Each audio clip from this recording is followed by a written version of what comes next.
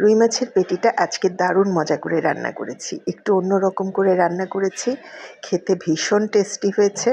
পেটির টুকরোগুলোই শুধু ভুনো করেছি, কিভাবে ভুনা করলাম সেটা তোমাদের সাথে আজকে শেয়ার করছি। সরিষার তেল নিয়ে নিয়েছি, সরিষার তেল ভালো করে গরম করে নিয়েছি। কাঁচা তেলে দিলে প্রচুর ফেনা উঠে যায়, তো খুব ভালো করে গরম করে নেওয়ার পরে সেটার মধ্যে তেলের পিসগুলো ভেজে নিব।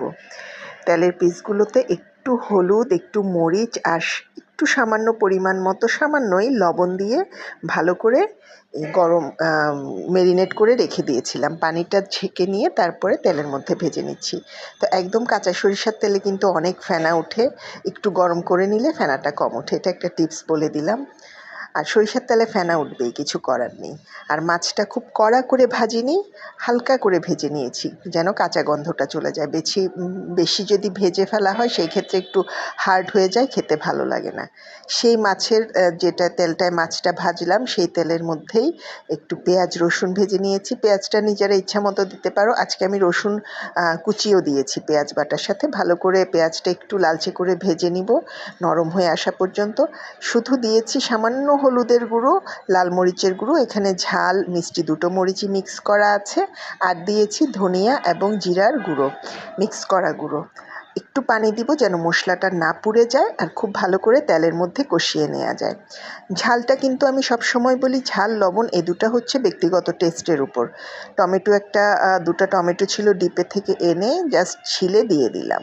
এখন তো টমেটো পাওয়া যায় না, ডিপে কিছু রেখেছিলাম পাকা টুসটুসে টমেটো, সেগুলো এখনকার টমেটোগুলো জানি কেমন। যাই হোক, অফ সিজনে তো আর খাওয়া যায় না আগের মতো করে।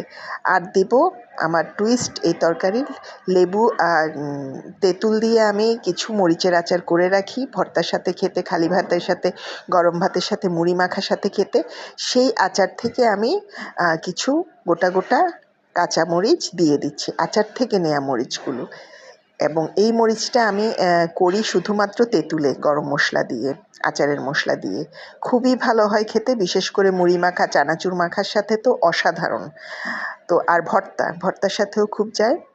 তো এখন দিয়ে দিব, ভালো করে কষিয়েছি, দেখতে পাচ্ছ তেলগুলো উঠে গেছে। দিয়ে দিলাম মাছের পেটিগুলো। একটু যে বাটিতে মাছটা নিয়েছিলাম তেলটা পানিটা ধুয়ে দিয়ে দিলাম। খুব বেশি পানি এখানে দেব না, মাখা মাখা একটা ভুনা হবে।